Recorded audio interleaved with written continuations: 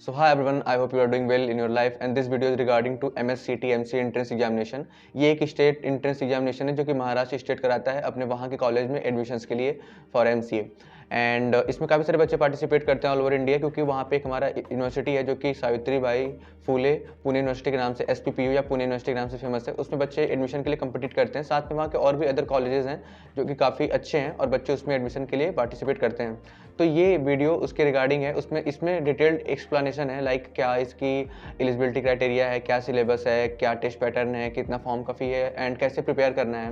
ये सारी चीज़ें इसमें कवर की गई है। एक लॉन्ग वीडियो है, तो अगर आपको ये वीडियो पसंद आती है तो प्लीज़ चैनल को लाइक शेयर सब्सक्राइब जो भी करना हो कर दीजिएगा। और अगर आपको इस टॉपिक से रिलेटेड और वीडियो चाहिए, लाइक कि पर्टिकुलर सब्जेक्ट कैसे प्रिपेयर करें या फिर कुछ गाइडेंस या कोई टॉपिक जो नहीं समझ में आ रहा है उस पर वीडियोस, तो प्लीज़ इस वीडियो के नीचे कमेंट करिएगा और इस वीडियो को मैक्सिमम लोगों तक पहुंचाइएगा, जिससे कि मेरे को मोटिवेशन मिले और मैं इस पे और वीडियोस क्रिएट कर सकूं। तो चलते हैं हमारे कंप्यूटर स्क्रीन पे, देखते हैं डिटेल्ड एक्सप्लेनेशन कि क्या है इस एंट्रेंस एग्जामिनेशन की detail. So yeah let get started, but before that please like the channel and videos. या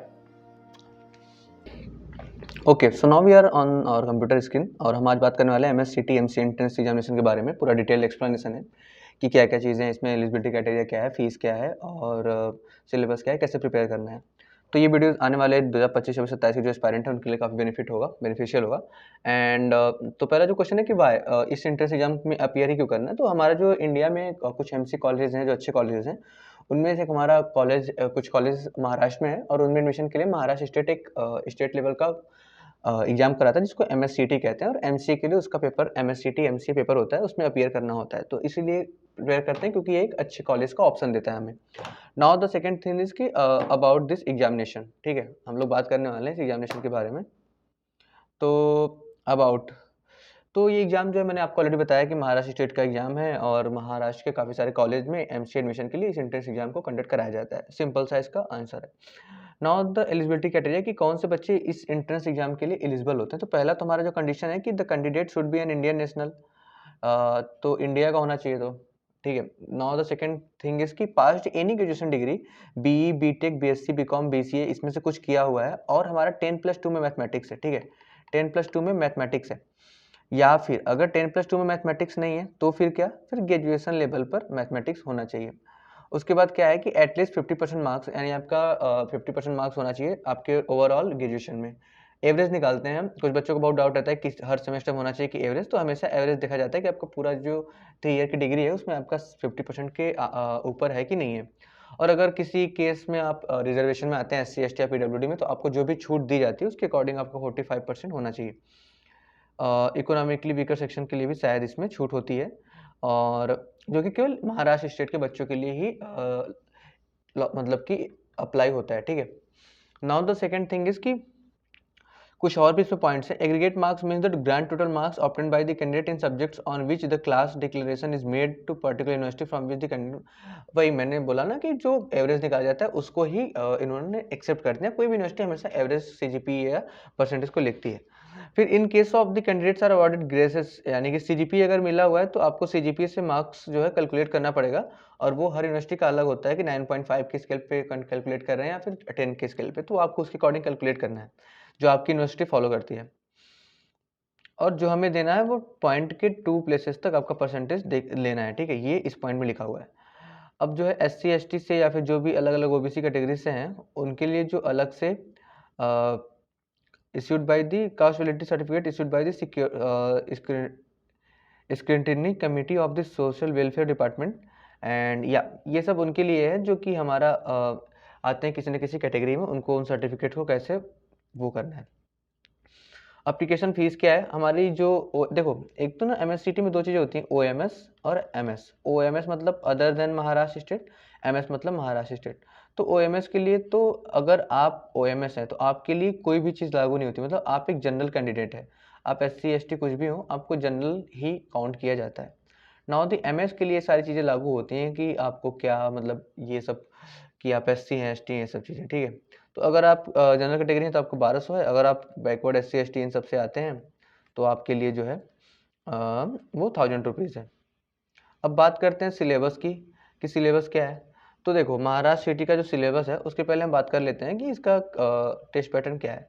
तो हमारा जो टेस्ट पैटर्न है उसमें ऐसा है कि मैथ टोटल जो हमारे मार्क्स हैं वो 200 मार्क्स हैं, और जो हमारे क्वेश्चंस हैं वो हमारे 100 क्वेश्चंस हैं, तो पर क्वेश्चन 2 मार्क्स। इसमें ऐसा कुछ नहीं है कि मैथमेटिक्स के पोर्शन को ज़्यादा मार्क्स मिले या समथिंग, जैसा कि निमसेट में होता है। अब नाउ द मैथमेटिक्स और स्टैटिस्टिक्स में क्वेश्चन जो आते हैं वो आते हैं 30, जो लॉजिकल एंड एब्स्ट्रैक्ट रीजनिंग से आते हैं वो भी आते हैं 30, फिर इंग्लिश और कंप्रीहेंशन वाले जो हैं वो 20 क्वेश्चन होते हैं, और फिर कंप्यूटर कॉन्सेप्ट के 20 क्वेश्चन होते हैं। पर क्वेश्चन 2 मार्क्स, 6 तो फिर 200 मार्क्स। इसमें कोई निगेटिव मार्किंग नहीं होती है, और जो हमारा टाइम होता है वो होता है 90 मिनट, यानी कि 1.5 घंटे, 1.5 आवर्स होते हैं, ठीक है। तो 90 मिनट में 100 क्वेश्चन, तो पर मिनट आपको अप्रॉक्स 1 मिनट मिलते हैं, यानी कि 1 मिनट से भी कम। अब सिलेबस डिस्कस करते हैं, उसके बाद ये डिस्कस करते हैं कि ये टाइम मैनेजमेंट और ये चीज़ें क्यों इतनी इंपॉर्टेंट होती हैं इस एग्जामिनेशन में। तो पहले मैथमेटिक्स का पोर्शन जो है उसमें हमारा सिंपली अलजेब्रा है, और अलजेब्रा में जो टॉपिक्स दिए हुए हैं वो आप पहले ही देख सकते हैं सिलेबस से। फिर हमारा कोऑर्डिनेट ज्योमेट्री है, डिफरेंशियल इक्वेशन है, ट्रिग्नोमेट्री, प्रोबेबिलिटी एंड स्टैटिस्टिक्स है। अब इसमें स्टैटिस्टिक्स में कुछ टॉपिक्स होते हैं ऐसे जो हमें 10+2 में नहीं मिलते, जैसे कि स्क्यूनेस, कर्टियसिस, रैंडम वेरिएबल, तो ठीक है रहता है। तो वो चीज़ें अगर आप कवर करना चाहें तो आप थोड़ा बहुत एक्स्ट्रा पर कर सकते हैं, उसमें 2-3 क्वेश्चंस आपको करने को मिल जाते हैं। बट अगर आप नहीं कर रहे हो, अगर आप किसी और एंट्रेंस एग्जाम की प्रिपरेशन कर रहे हो, एमसीए के साथ में इसको कर रहे हो, तो आप उन 2 टॉपिक्स को छोड़ भी सकते हो। बट आई विल सजेस्ट कि एक बार देख लो उसमें बेसिक बेसिक क्या होता है, ठीक है। तो ये था हमारा मैथमेटिक्स का पोर्शन, और इसमें बेसिक सेट थियरी और अर्थमेटिक के भी कुछ क्वेश्चंस रहते हैं, मेंसुरेशन भी हमारी रहती है। हाँ, इसमें मेंसुरेशन से अच्छे क्वेश्चंस आते हैं, और साथ में हमारा अर्थमेटिक्स से भी ratio, proportion, time and work, मतलब जो थोड़ा सा एप्टी वाला पोर्शन होता है वो भी मैथमेटिक्स में ऐड हो जाता है, ठीक है। तो ये हमारा जो है मैथमेटिक्स का पोर्शन है 30 क्वेश्चंस का। फिर लॉजिकल रीजनिंग का जो है ये हमारा पोर्शन जो है उसमें 30 क्वेश्चन आते हैं, और इसमें काफ़ी इजी क्वेश्चन आते हैं, मतलब इजी इन द सेंस कि आपको बहुत ज़्यादा टाइम नहीं लगेगा, क्योंकि देखो पेपर बनाने वाले को पता है कि 90 मिनट में 100 क्वेश्चन करने हैं, तो वो पर क्वेश्चन आपको ऐसा ही क्वेश्चन रहता है कि आप उसको 1 मिनट में कर लो फटाक से। तो आपको ये चीज़ ध्यान रखनी है कि मतलब पेपर हार्ड नहीं आता, पर पेपर को जल्दी अटेम्प्ट करना पड़ता है। नाउ इंग्लिश का जो पोर्शन है उसमें सिमिलर दिया हुआ है, जैसे आपको कुछ करेक्शंस करने को आते हैं, साथ में कुछ रीअरेंज करने के लिए कि 5 वर्ड्स दे दिए गए हैं, उनसे मिलकर सेंटेंस बनाना है, ऐसी काफ़ी सारी चीज़ें। और साथ में जंबल पैराग्राफ जो होता है कि मतलब 4-5 लाइन्स दिए गए हैं, अब उनसे मिला के पैराग्राफ बनाना है। ऐसे क्वेश्चंस इंग्लिश में रहते हैं, और वो बहुत ईजी रहते हैं। ईजी इन द सेंस कि अगर आप पढ़ते हो और आपको थोड़ा बहुत भी आपकी लॉजिकल थिंकिंग इंग्लिश में भी काम करती है, तो आप उसको अरेंज कर लोगे। फिर हमारा आता है कंप्यूटर का पोर्शन। देखो इसमें हमारा पोर्शन में क्या है, एक तो बेसिक्स है कंप्यूटर्स का, दूसरा हमारा क्या है रिप्रेजेंटेशन डाटा का, और फिर हमारा है कंप्यूटर आर्किटेक्चर और लैंग्वेज, और फिर ऑपरेटिंग सिस्टम बेसिक्स। अब ये देखने में काफ़ी बड़ा सिलेबस लग रहा है, और है भी बट इसमें क्या है कि इनके क्वेश्चंस काफ़ी मतलब ऐसे बेसिक लेवल के होते हैं। मान लो अगर ये कंप्यूटर ऑपरेटिंग सिस्टम पे भी ये पूछने जा रहे हैं, तो ये पूछ सकते हैं कि कर्नल क्या होता है, मतलब बेसिकली डिफिनेशंस के लेवल के क्वेश्चन, ऐसा बहुत न्यूमेरिकल क्वेश्चन नहीं, क्योंकि इनको पता है कि पर क्वेश्चन 1 मिनट है। तो इन चीज़ों को भी ध्यान रखते हैं। तो अगर आपको इसको प्रिपेयर करना है ना, इस सिलेबस को, तो आपको ये चीज़ ध्यान में रखनी है कि मुझे हर टॉपिक को गो थ्रू करना है, जिससे मुझे उस टॉपिक के बारे में पता रहे। अब पता है तो उसको उसके जो भी मतलब थियरी वाले पोर्शंस के क्वेश्चंस हैं, या फिर न्यूमेरिकल में भी जो बेसिक न्यूमेरिकल्स हैं, वो चीज़ें हमारे प्रिपेयर हैं। बहुत डीप जाने की जरूरत नहीं है, क्योंकि बहुत डीप ये खुद भी नहीं जाते पेपर में। अब टेस्ट का पैटर्न मैंने आपको बता ही दिया। प्रोसेस क्या है, कुछ बच्चों को बहुत डाउट रहता है प्रोसेस क्या है। देखो इसका एक एप्लीकेशन फॉर्म आता है, आप फिल करते हो, कुछ दिन बाद आपका एडमिट कार्ड आता है, एडमिट कार्ड निकाल के पेपर अटेंड करते हो, फिर रिजल्ट आता है, फिर आपकी ऑनलाइन काउंसलिंग होती है, आपका एक कॉलेज अलॉट होता है, फिर आपको उसको पैसे दे के एडमिशन लेना होता है। तो सिंपल ये हमारा प्रोसेस होता है। कॉलेजेस कौन से हैं, देखो इसमें कॉलेजेस ना 100+ कॉलेज हैं, क्योंकि अब कोई महाराष्ट्र स्टेट है उसमें एमसीए के 100+ कॉलेज तो होंगे ही। अब उसमें सारे इसके थ्रू एडमिशन लेते हैं बहुत सारे कॉलेज। अब उसमें जो हमारा टॉप कॉलेज है, जो हमें आउट ऑफ महाराष्ट्र स्टेट वाला ट्राई करते हैं, वो होता है एसपीपीयू, ठीक है, जिसकी फीस भी काफ़ी मतलब अफोर्डेबल है, और हमारी प्लेसमेंट भी ठीक ठाक है। उसके बाद जो हमारा है विजिटीआई, एसपीआईटी, और काफ़ी केजे सोमैया, विवेकानंद, ये सब सारे कॉलेज मैंने मेंशन कर रखे हैं। ये कुछ अच्छे कॉलेज हैं जहाँ पे आपको एक अच्छी प्लेसमेंट या ये सब चीज़ें आप उसमें एक्सपेक्ट कर सकते हैं।